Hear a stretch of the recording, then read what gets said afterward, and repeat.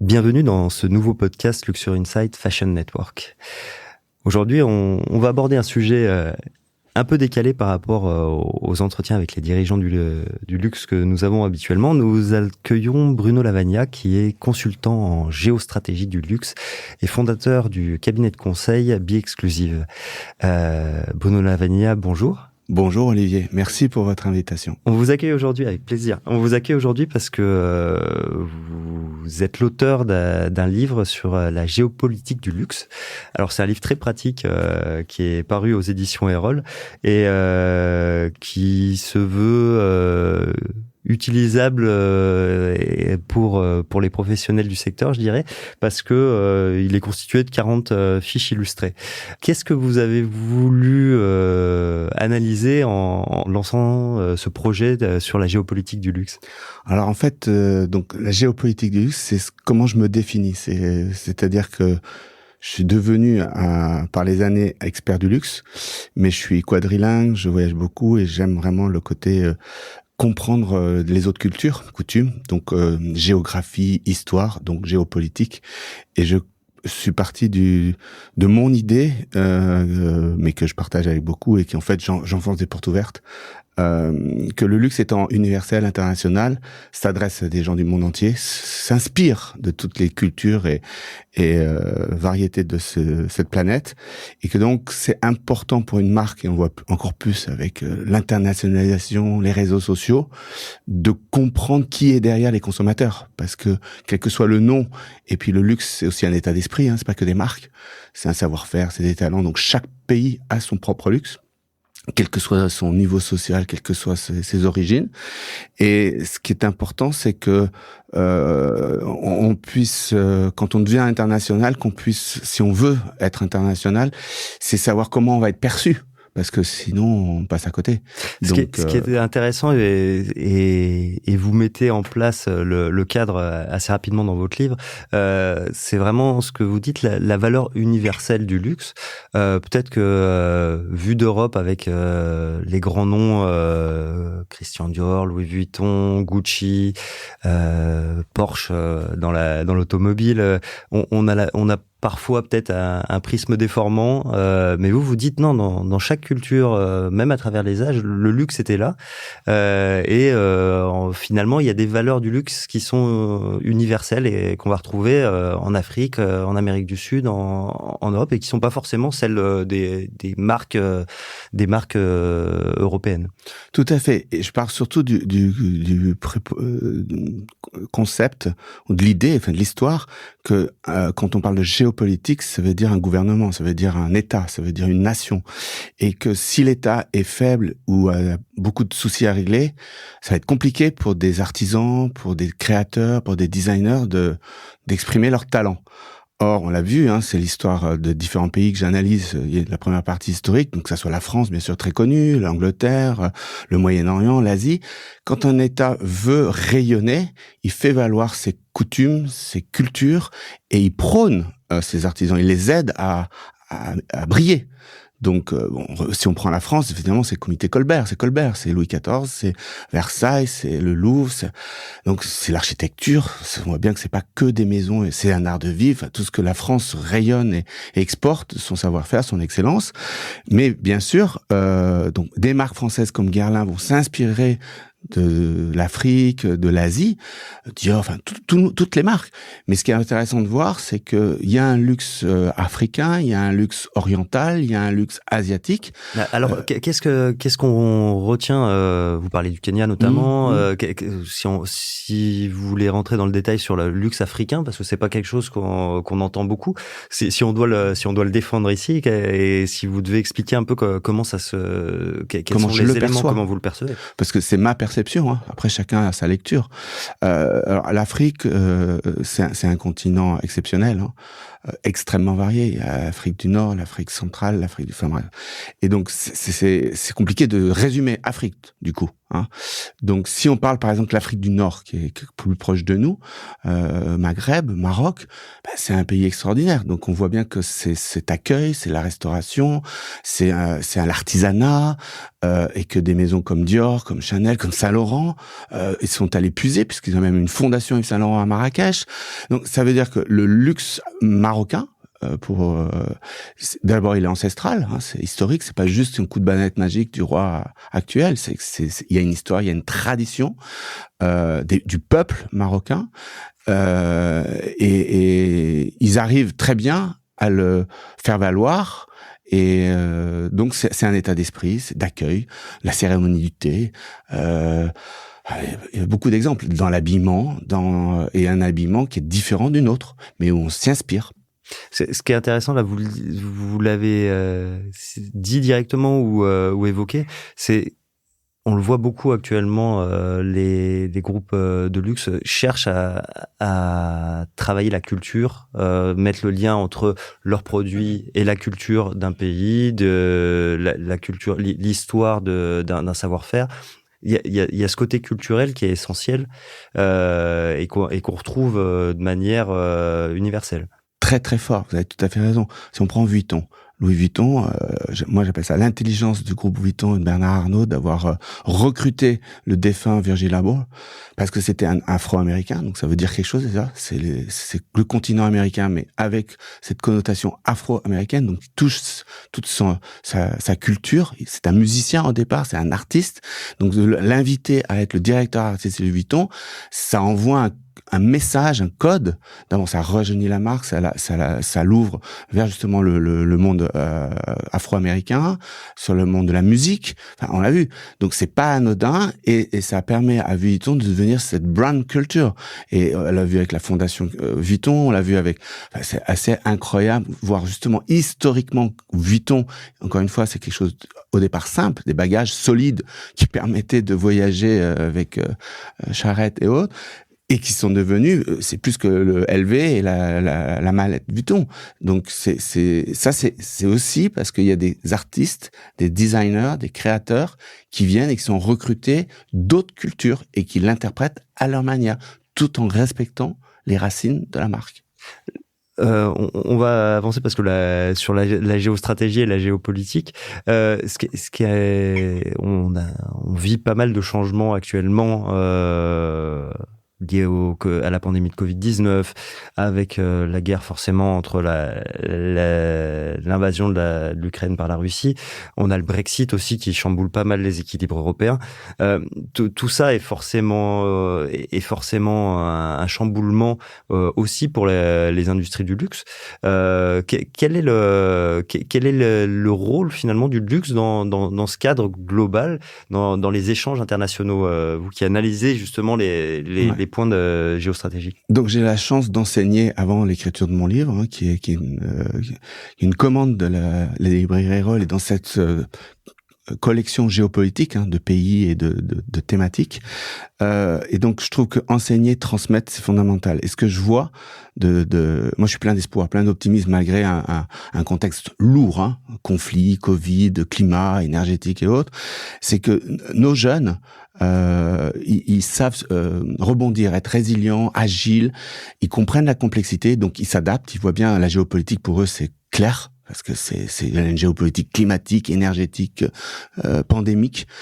Et donc, pour répondre à votre question, je pense que dans les écoles de management du luxe, où j'ai la chance soit de faire des conférences ou d'enseigner, donc Sciences Po, l'IUM, International University of Monaco, l'IFM, ce qu'il faut donner comme clé à ces futurs managers du luxe en herbe, et ils les ont, donc c'est juste enfoncer les portes ouvertes et leur dire oui, soyez plus agiles, soyez plus ouverts, soyez plus respectueux, donc de cette géopolitique, de tout ce qu'on vient de dire. Et donc ils l'ont, mais encore une fois, le livre existe, il ne fait que écrire des balivernes, tout le monde le sait. Tout ce que je donne comme information, comme chiffre, ou comme je n'ai rien inventé, c'est des choses, c'est une lecture. Et ce qui plaît... Oui, mais vous mettez du lion et vous mettez un coup de projecteur dessus. Oui, ça c'est mon rôle. Voilà. J'aime ce côté pédagogique, ce côté fiche. Erol, c'est vraiment une librairie qui va vers l'enseignement, vers le management et autres. Donc pourquoi j'ai accepté ce défi, parce que c'était un défi pour moi. Je suis pas un auteur, parce que ça me plaisait de vulgariser, mais au sens positif, et surtout de donner une image du luxe. Il faut pas enlever celle qu'elle a de brillance. Il y a du bling bling, il y a tout ce qu'on sait, mais pas que. Il y a une générosité, il y a du partage, il y a une agilité, il y a une compréhension du monde, de la géopolitique. Et puis ce que je vous disais en entretien, en début, la diplomatie a aidé le luxe. Et ce dont je suis convaincu, c'est que le luxe aide la géopolitique. En quoi les groupes de luxe ou le luxe en tant que tel a un rôle justement au niveau de la diplomatie? Très simple, parce que quand donc j'ai la chance de travailler avec des ambassades, de la Principauté de Monaco à l'étranger ou de la France. Quand vous êtes l'ambassade, et donc bien sûr l'ambassadeur ou l'ambassadrice, vous représentez le chef d'État, vous représentez la nation. D'accord. Donc, vous soyez en Chine, en Égypte ou je ne sais où, vous représentez, on va parler de la France. Donc, ça veut dire quoi? Ça veut dire que pour accueillir votre hôte, chinois ou égyptien et autres, d'abord, vous êtes sur le territoire français, en Chine ou en Égypte, donc ça a une connotation. Et après, c'est intuitif, c'est instinctif, la personne qui vient s'attend à être reçue comme s'il était à Paris ou à Monaco. Donc, il y a les codes qu'on a. Et les diplomates, les personnes qui travaillent dans les relations internationales sont formés sans être formés, parce que c'est presque inné. Ils sont sur un sujet bien précis de diplomatie, mais dans les codes pour accéder et traiter tous ces sujets de conflits, de crises humanitaires. Ils sont là pour régler un peu des conflits, globalement, mais aussi pour promouvoir l'image du pays. Ils utilisent les codes du luxe. Donc, si on prend la France, la gastronomie, il y a souvent un bon repas. C'est dans un beau lieu, parce que l'ambassade de France, ça va être un lieu prestigieux. Je le vis avec la Principauté de Monaco, c'est exactement pareil. On est à l'échelle beaucoup plus petite, mais ça fait rêver d'une autre manière. Donc voilà. Donc là, on parle de gastronomie, art de vivre. C'est du luxe. Et puis derrière, il y a un échange de présents, de cadeaux. Donc le Chinois va amener ce qui lui est. Donc souvent, ça peut être un animal, un panda ou autre. Et le Français va amener ce qui, là, lui traverse. Est-ce que c'est de l'art à table? Est-ce que c'est un foulard Hermès? Ou du métier d'art? Je travaille beaucoup avec les grands ateliers de France. Donc on a la chance d'avoir des talents comme les trésors vivants japonais, qui sont là pour exprimer cette préciosité, cette unicité.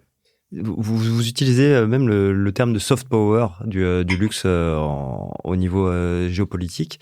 En quoi c'est un soft power et en quoi les groupes de luxe, eux, peuvent utiliser ce poids qu'elles ont dans les relations internationales?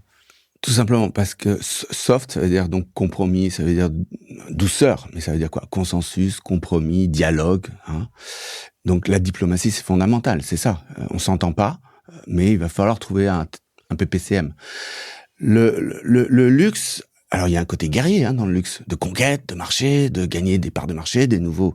Donc je suis pas on n'est pas au monde des bisounours, mais l'idée c'est de le faire avec talent, de le faire avec conviction, et donc c'est soft power parce que il y a ce côté l'art de vivre, l'art de se voir, ça va apaiser, ça va quand même, chacun est content d'avoir un bon repas, enfin on va pas stigmatiser que sur les repas, mais ça peut être invité à un concert, à un opéra, ça c'est exprimer un moment de partage. Et c'est du luxe parce que aller à l'opéra, c'est pas donné à tout le monde. Donc, écouter Cecilia Bartoli ou aller voir des ballets, c'est pas donné à tout le monde. Donc, c'est un moment de privilégié, de partage. Se trouve que les marques de luxe l'ont bien compris, donc sont derrière en mécène. C'est-à-dire, par exemple, vous avez des exemples de justement quel type de mécénat elle déploie pour avoir ce rôle-là? Ah bah c'est très simple. Si je prends les ballets de Monte-Carlo, ils sont le partenariat avec des maisons de couture parce que il y a création de vêtements, l'horlogerie Rolex parce que Rolex c'est la précision, c'est la pureté, donc ça correspond à l'image du danseur, de la danseuse. Donc ces marques ont une légitimité à venir à s'associer ce qu'est la danse, par exemple. Si on prend le sport, on voit bien un Grand Prix de Monaco, pourquoi il y a Tag Heuer, pourquoi il y a Louis Vuitton pour la coupe. Enfin, c'est des termes de challenge, de performance, de technologie. C'est valable dans la voile aussi. Donc clairement, il y a cette volonté d'échange et d'amener les gens qu'on soit à la culture ou le sport, il y a un combat. Hein. En JO, on va pour être premier. Mmh. Mais derrière, il y a cette fierté d'être de son pays et de participer au concert des nations.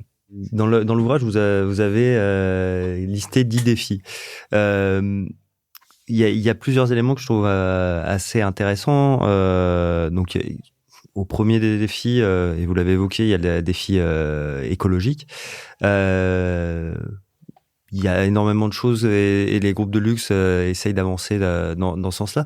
Mais je trouvais intéressant dans ce que vous avancez sur les thématiques d'inclusivité, les thématiques de respect des femmes. Ça, au niveau géopolitique, géostratégique, c'est intéressant parce que ça veut dire que c'est un message qui est porté au niveau mondial. Oui, c'est clé.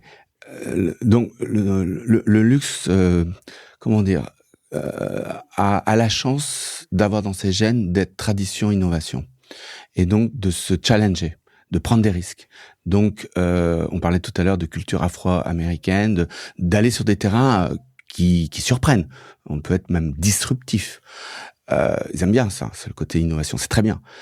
Si on revient au côté inclusif, ça, c'est quelque chose qui devient un peu tarte à la crème, hein, au niveau mondial, à l'ONU, à l'UNESCO, partout. Hein, on devient fatigué de cette inclusivité presque. Il va falloir qu'on change un peu le wording, on dirait. Mais ce qui est fondamental, c'est que donc vous parlez aussi femmes, c'est encore autre chose, c'est l'émancipation. Et que l'inclusivité, ça veut dire vraiment respecter tout le monde et faire en sorte que la société soit solidaire, bon. Donc c'est des valeurs fortes. Le luxe, on peut dire, voilà, pas du tout, parce que le luxe peut être justement stigmatisant, clivant. J'ai ma Porsche ou j'ai ma Rolex. Mais encore une fois, vous avez bien compris que pour moi, le luxe, c'est pas que ça.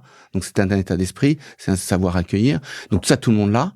Et quand bien même on parle de haute joaillerie ou de haute horlogerie, à un moment, si on se l'achète pour soi, bon, on peut dire oui, c'est très égoïste, mais c'est aussi se mettre en valeur. Et donc, et puis souvent, c'est l'offrir.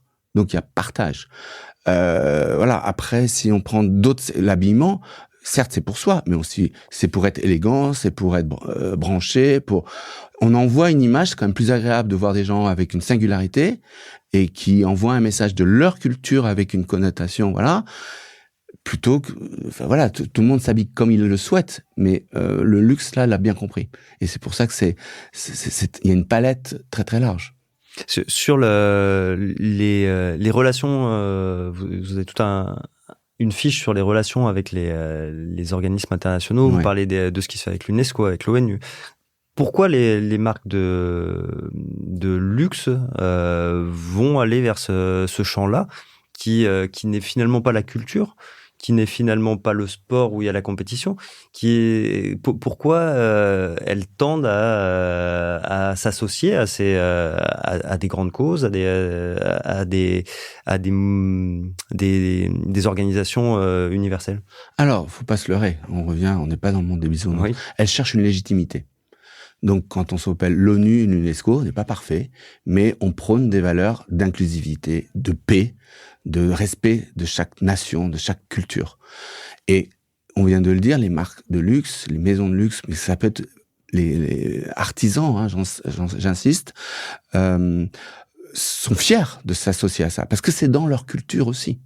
Donc, on n'a peut-être pas encore abordé assez, mais l'industrie du luxe, c'est énorme. Hein, c'est 1,3 trillion de dollars. Ça concerne 450 millions de personnes minimum. Hein. Ça, c'est les chiffres que tout le monde connaît. Mais donc, ça veut dire quoi? Que c'est 30% du CAC 40 en France. Donc, quand l'industrie du luxe tousse, le CAC 40, il éternue, et vice versa. Quand l'industrie du luxe va bien, le CAC 40, il se porte bien. Donc s'associer à l'UNESCO ou à l'ONU, comme des maisons comme Chanel, comme Guerlain, comme L'Oréal, enfin, ça a une valeur universelle de montrer qu'ils ont les moyens, parce que c'est clair, ils ont les moyens. Hein. Ils viennent sauver Notre-Dame, ils viennent prendre des engagements humanitaires, climatiques et autres. Et ils le font savoir, parce que justement, pour un peu casser le code, qu'ils sont juste dans leur tour d'ivoire, à faire des profits et autres. Non, il y a aussi une générosité de participer à ça. Donc, si on prend Guerlain, avec l'UNESCO, c'est tout ce projet au niveau des abeilles. Donc, on peut dire que les abeilles, c'est quoi? Mais les abeilles, c'est à protéger. Donc, on est dans le côté climat, espace, espèce.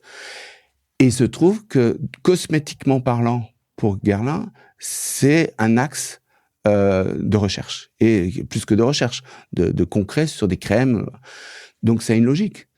Si on prend de Chanel avec la haute joaillerie, donc privilégier les perles, ils se sont fait un partenariat avec la Fondation Prince Albert II pour préserver les perles et la culture naturelle.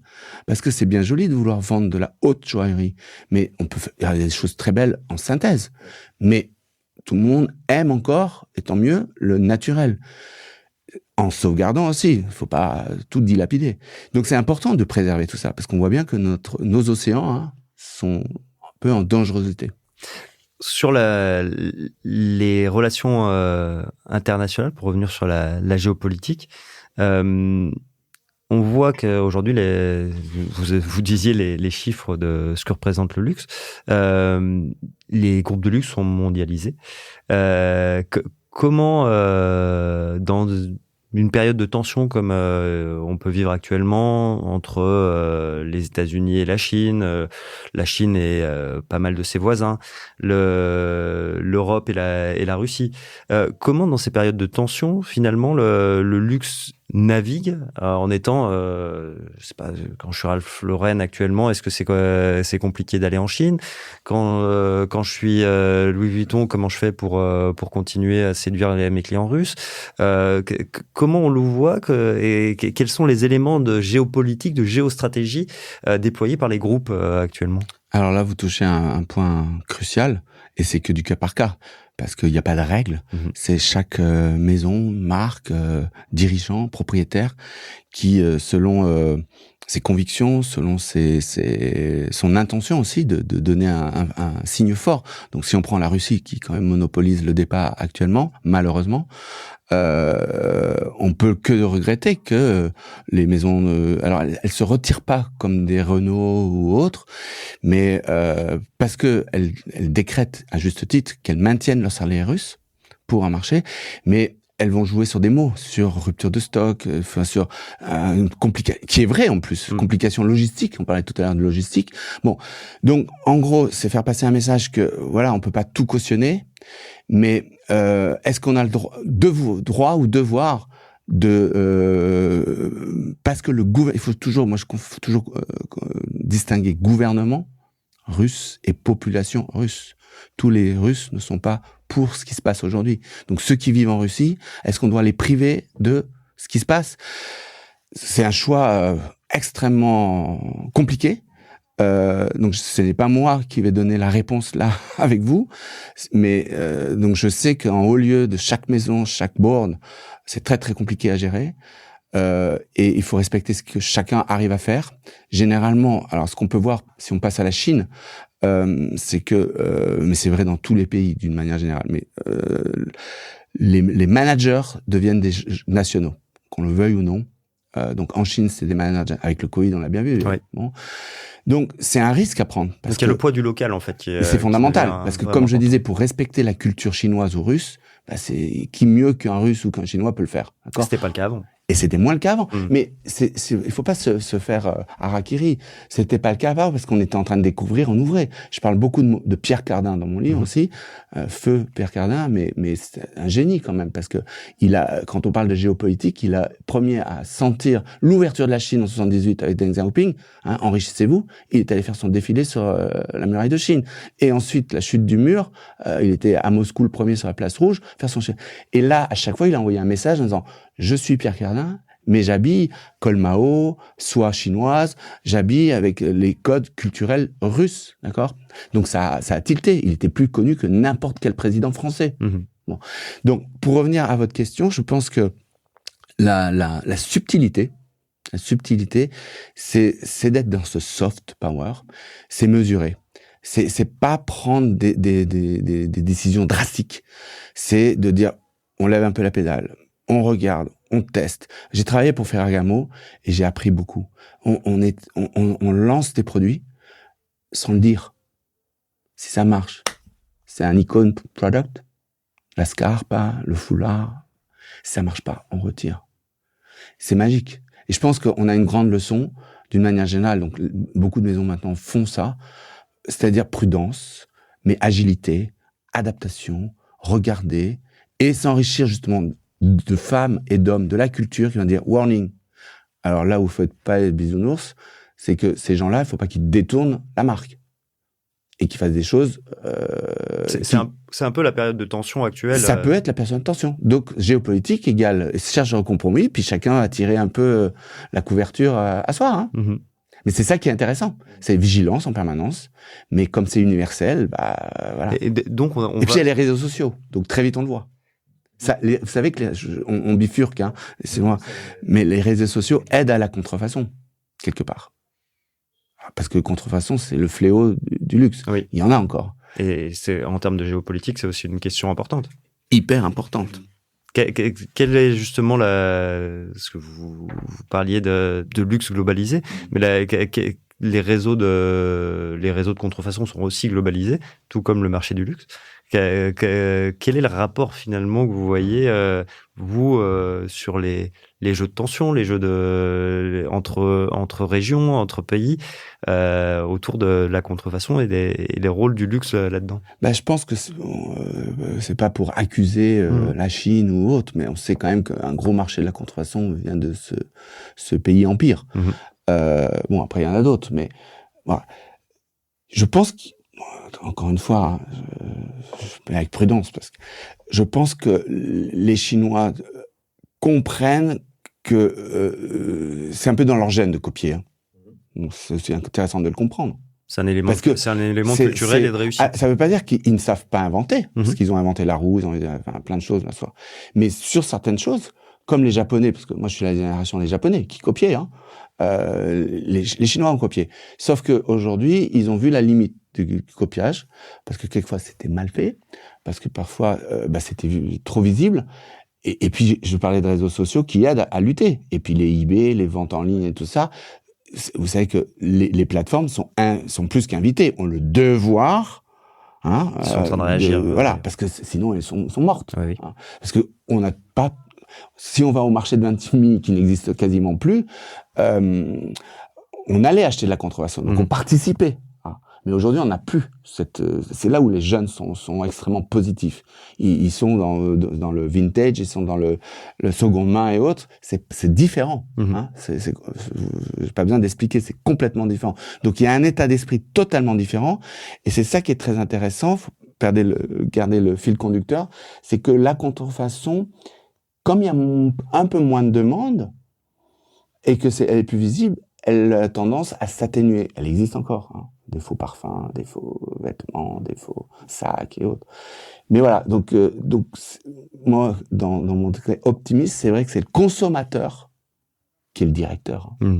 S'il n'a pas envie d'acheter de contrefaçon et qu'il préfère seconde main, le vintage qui explose, qui est en plein essor, oui. Eh ben voilà, c'est lui, parce qu'il va pas avoir un faux Lacoste ou un faux Ralph Lauren. Oui.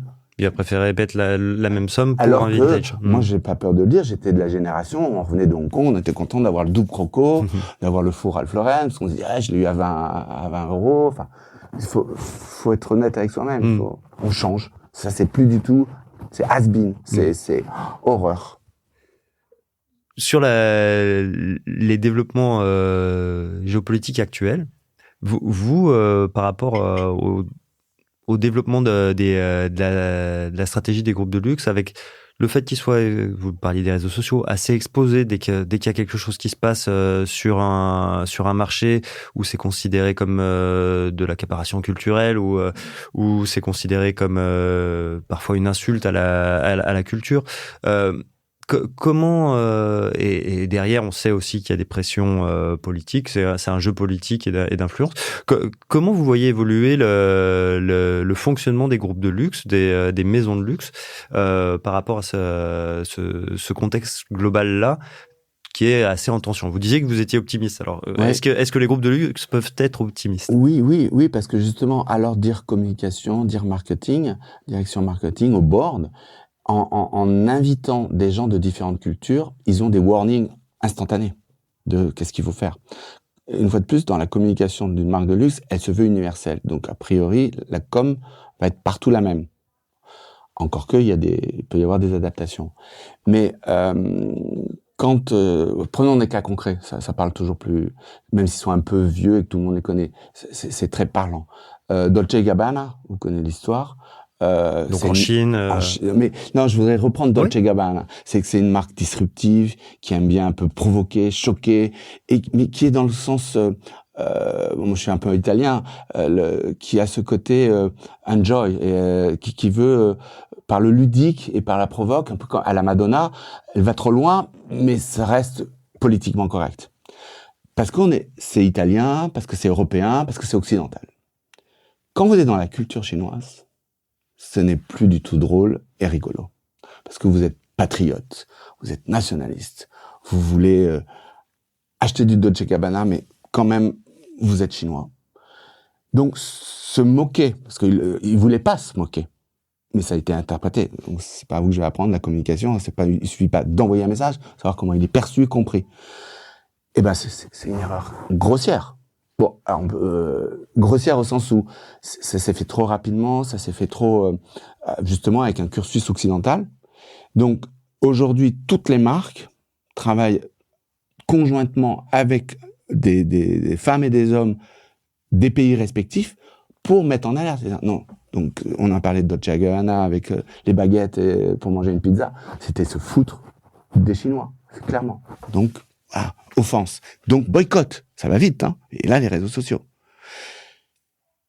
Autre exemple, pareil, très connu, mais ils sont tellement révélateurs. Sharon Stone, icône de Dior, qui arrive à Hong Kong, qui est bouddhiste. Et voilà, elle a le droit de faire ce qu'elle veut. Sauf que Sharon Stone, comme Monsieur Macron, à un moment, il peut pas dire que ce qu'il pense. Parce qu'il est le président de la République, ou parce que Madame Sharon Stone, elle était l'icône Dior. Donc, aller, en plus, en territoire Hong Kong, donc quasi chinois, dire qu'elle apprécie le Dalai Lama, c'est juste, donc, contredit immédiatement par Monsieur Arnault, par le groupe LVMH, par elle-même, pour pas que ça soit une catastrophe Jordan. Donc ça veut dire quoi? Ça veut dire que on peut dire après, oui, politiquement correct, on peut plus rien dire. Oui et non. On revient dans le côté soft. C'est que une égérie, une marque, elle envoie un message. Donc il faut que elle soit audible, perceptible. Sinon, si elle ne veut pas être audible, perceptible, elle sait qu'elle se met à dos le marché. Donc c'est deux stratégies. Elle peut dire, bon, bah moi, si c'est pas être politiquement correct, je vais pas en Chine. Ou je vais pas en Russie. C'est un choix. Mais si vous avez envie de attirer et d'avoir des clients russes, chinois ou autres, on va pas focaliser que américains, il faut aller un peu dans leur sens. Il faut Louis Vuitton l'a très bien compris quand sous Trump, c'était First America, ouverture d'une méga factory Louis Vuitton dans le Texas. C'est intéressant parce que Louis Vuitton, numéro 1 mondial du luxe, c'est vraiment de la géopolitique. C'est clair. C'est vraiment des choix stratégiques. C'est des choix stratégiques. Et avec un... Cette brand culture, il y en a d'autres qui sont en train de naître, hein, qui sont déjà là. Mais il y a une vraie volonté de n'être plus que maltier, déjà. Oui. Donc c'est tout secteur. C'est quand même extraordinaire. Et tout pays. Tout le monde a ou envie ou que ce soit le petit bracelet ou bien sûr la montre, le parfum, enfin, tous les produits maintenant sont faits pour que ça soit accessible. Mmh. Ça n'empêche pas d'avoir la malle sur mesure qu'il faut attendre 3 ans et à des prix astronomiques. Le fait que ces groupes soient, et la puissance maintenant soit même parfois beaucoup plus puissant que certains États, la relation entre un État et un groupe de luxe, que ce soit LVMH, Kering, Chanel, Hermès, ouais, Richemont, Estée Lauder. Ça a évolué, leur rôle dans les géopolitiques, ça évolue. On voit aussi que les politiques français ont des relations toujours particulière avec les dirigeants des groupes de luxe. Tout à fait. C'est même ce qu'on peut leur reprocher, c'est de faire comment dire, ils s'immiscent dans la politique du pays. Oui et non, parce que excusez-moi, je pense pas que si Madame Macron est habillée Vuitton, tout le monde le sait, c'est plutôt bien pour l'image de la France. Ça aurait pu être Chanel, ça peut être Hermès, une autre marque. Bon, elle a choisi cette marque. Voilà. Elle a le droit d'avoir une préférence. Une préférence, voilà. La princesse Caroline, elle aime Chanel, elle était amie de Karl Lagerfeld. Voilà. Bon, c'est des ambassadrices, puisque elle. Donc oui, pour répondre à votre question, ces marques s'immiscent, mais en soft, ils ne viennent pas. Dans le côté politique. Mmh. C'est l'art de recevoir, d'être bien habillé ou de. Alors peut-être qu'on peut toujours dire, oui, ils voient ça de façon très. Je pense qu'il faut rester optimiste. Ça n'engage. C'est pas méchant. Ouais. Voilà. Ce qui est intéressant, c'est que vous parliez des réseaux sociaux et ils sont toutes les marques, hein, pas seulement le luxe, mais toutes les marques sont aujourd'hui. Dès qu'il y a un sujet, alerté, mise à contribution en disant « Ah, vous n'êtes pas assez responsable. Ah, vous faites ça, mais vous ne devriez pas le faire. Ah, vous préoccupez pas du sujet des Ouïghours en Chine. Vous vous préoccupez pas de tel débat. Vous n'êtes pas inclusif. » Les injonctions comme ça, comment qui sont finalement très liées aussi à des débats régionaux, des débats culturels, comment les groupes, d'après vous, les appréhendent? C'est assez récent et ils n'avaient pas forcément cette culture-là. Comment ils les appréhendent? Complètement. Je pense que certains groupes, sans que ça soit forcément officiel, ont une cellule un peu géopolitique. De justement warning, qu'est-ce qui se passe de toute manière, moi je suis un homme de marketing, donc le marketing c'est devancer, mais c'est aussi comprendre ce qui s'est passé. Hein. C'est tradition, innovation. Donc l'homme de marketing, il va s'enrichir par l'histoire, par la lecture, la philosophie, etc.